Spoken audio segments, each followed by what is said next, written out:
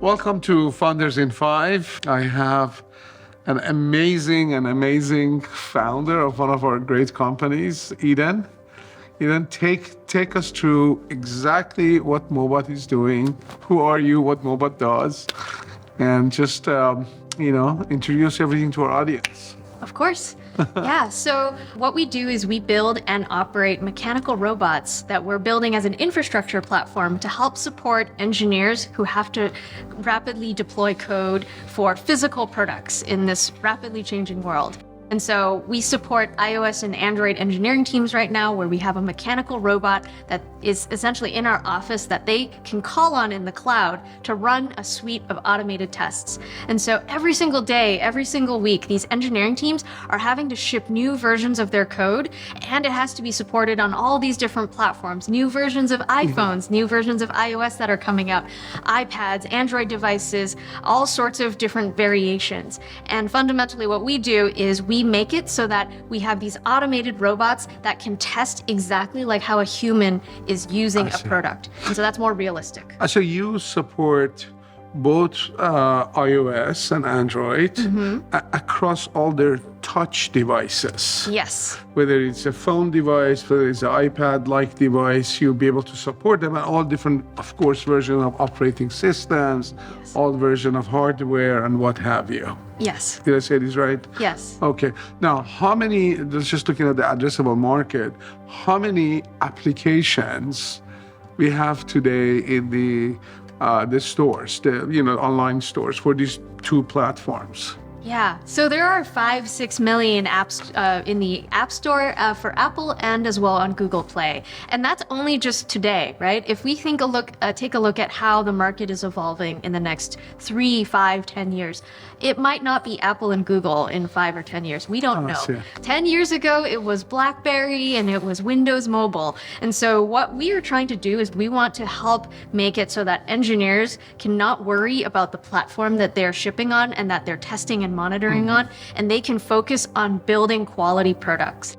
You're abstracting out the complexity, and they're going to focus on developing the software, and you're going to focus on validation of those software across all these different platforms. That's right. And also what we've realized is when you take a black box approach to testing and monitoring, it doesn't only have to happen in the pre-production environment. So some of the revenue opportunities that we've unlocked is now we can monitor your product anytime. So anytime you want to be able to just sleep better at night, I think we are trying to change the way that people think about quality. Quality doesn't just happen before something is released to the public. You should also be monitoring a product after. That's right.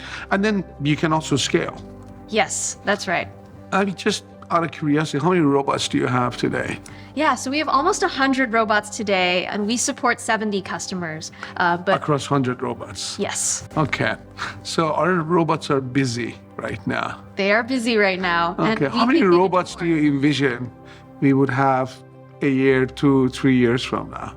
I want to have thousands of robots that are deployed in different locations. We should have...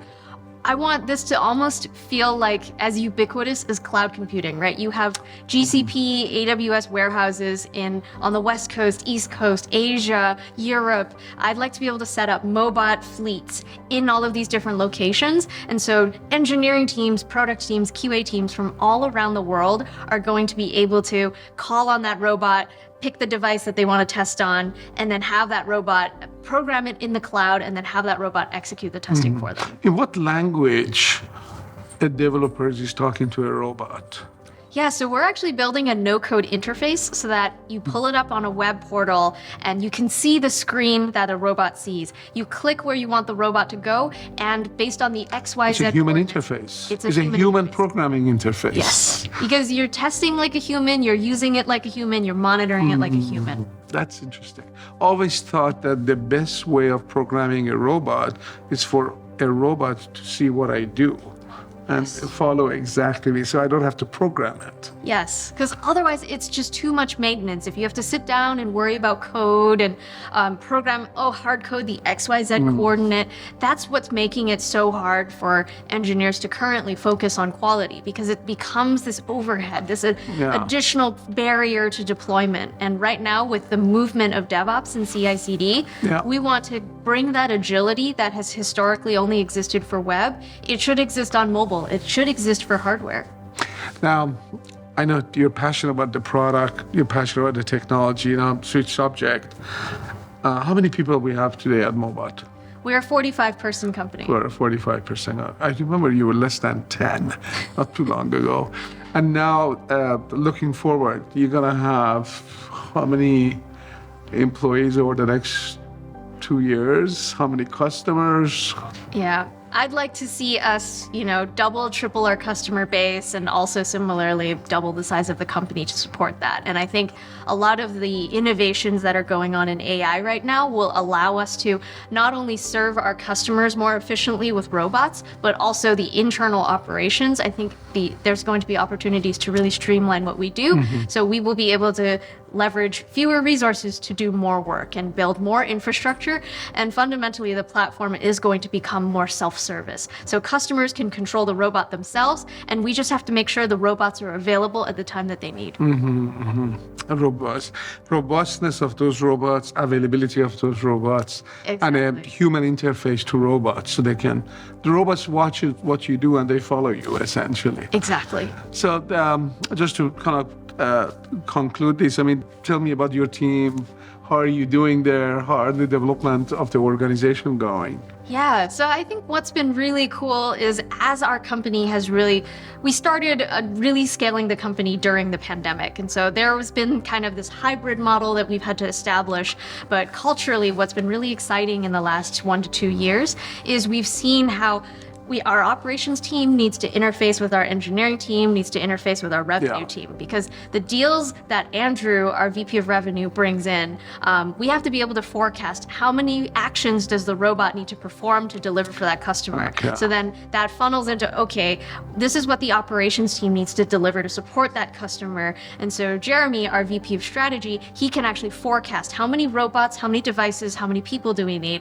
And then that really informs the asks that Jeremy Corrado, our CTO, and Dave, our head of engineering, need to be able to instruct the engineers to actually build according to that roadmap that aligns operationally with what we need, and then that aligns with revenue. And so that's been. Well, you are a process person, aren't you? Well, Eden, congratulations. It's amazing to watch, how you have built up the business and, your own clarity of the approach. What do you want to see your business, do for the customers? What do you want your robots to do for the customers, and management of all this? Well, congratulations again. Thank you for coming to Cota Connect, by the way. Thank you for your support.